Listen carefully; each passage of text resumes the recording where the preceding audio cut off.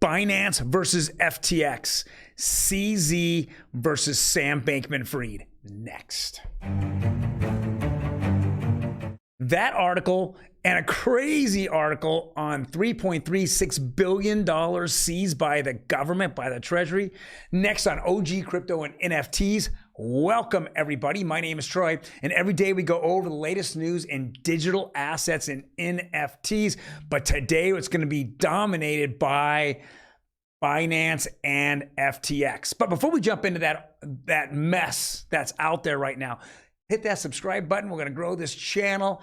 We just started, and we're going to continue to put out quality content every single day, 5 to 10 minutes of it. Let's jump into it. So to make a long story long, I'm going to throw this out there. This is a business section. This is what the headline is. It says divisions between Sam Bankman-Fried's crypto empire blur on his trading titans Alameda balance sheet. Well, this is a big argument that kind of went on. And it started a couple weeks ago, and it was found out by BitBoy or Ben Armstrong that he felt that Sam Bankman-Fried was trying to get some legislation passed through with a Democratic congressman, and they were going to slide it through, making anyone who had bit licenses were able to do some farming or some yields on their marketplace or their exchanges. And what that meant was that they would cut out people like Bianace. Well, it got exposed, and to make a long story short, for the last 2 weeks, it got exposed badly, and Sam Bankman-Fried's been backpedaling, since. Well, last week, Alameda's balance sheet came out. I'm not sure if it was just part of, them showing the numbers, as they were just giving it out, or it leaked. Either way, it showed that a lot of the Alameda, which is Sam Bankman-Fried's kind of investment arm, it showed that a lot of their tokens had been kind of locked up and tied up. That he didn't have very much liquidity. And a lot of the two tokens that had liquidity was FTT, which was Sam Bankman-Fried's coin, and it was Solana. Well, CZ from Binance, who had been there from minute one, helping Sam Bankman-Fried in launching, FTX, he has 2.1 billion coins. Well, he decided yesterday, hey, forget it, screw it. I'm getting tired of this. He moved 500 million FTT coins onto his platform, and then he just dumped them. And it just caused a shitstorm out there with FTX. There's been a lot of rumors that FTT coins there's a lot more of them out there than what's on their white paper, than what they said. There's all kinds of rumors floating that at $22, then, if the coin FTT goes under $22, then it will become liquidations on the Alameda platform. People, just completely, evacuated all their coins and tokens off of FTX. It's been a shitstorm. And, then there was a battle last night on Twitter between Sam Bankman-Fried and CZ. And CZ just kind of put it down like, hey, man, you try to do something behind our backs. You try to, especially my back and Binance, and now you're paying the price. And Sam Bankman-Fried just says it's an ugly divorce and that it's just fake news. So it's gotten ugly out there. We're gonna watch the coin FTT, and if it falls under $22, we're gonna see if liquidations begin. He has too much tied up in Alameda. Alameda bought assets from Voyager and tried to buy assets from Celsius, and then bought BlockFi. And so they leveraged the FTT token. They didn't leverage Bitcoin or Ethereum. He keeps leveraging his own coin, which then he kind of controls that market, which is, I don't know, sus. I'll just call it sus. I'm going to leave it there. He's defending the $22 mark at this point, and he's been defending it all night long. We're going to see going forward if he continues to defend it. Which he will, and I know he's draining money. He's been draining money from doing this, and now people are draining his FTX exchange and taking their coins off of there and moving them off into probably Binance more than anything else. Next story, big one. Fed announces seizure of 3.36 billion in Bitcoin stolen a decade ago from illegal Silk Road marketplace, the second largest crypto recovery.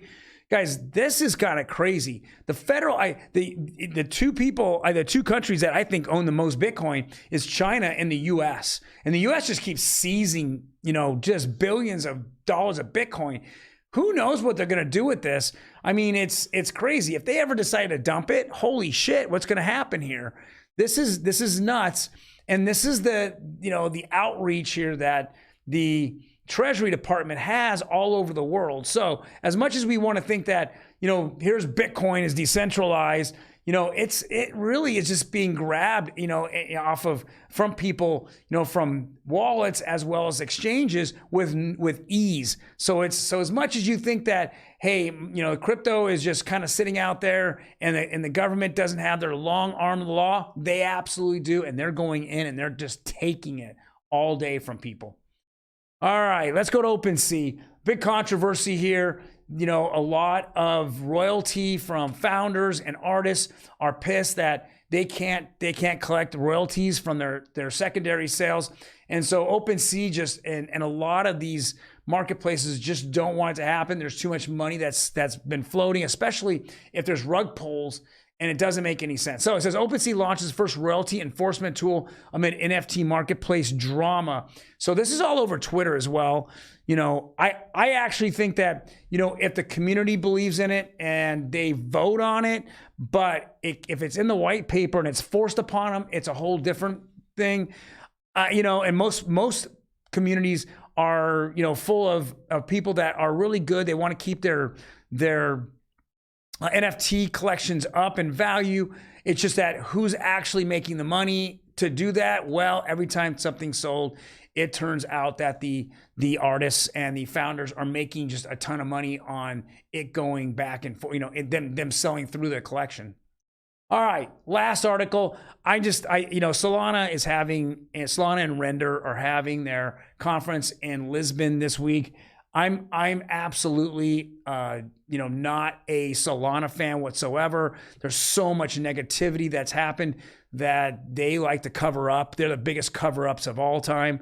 And I'm going to go over any news that continues to come out of here. Solana token double digits as NFT growth plummets.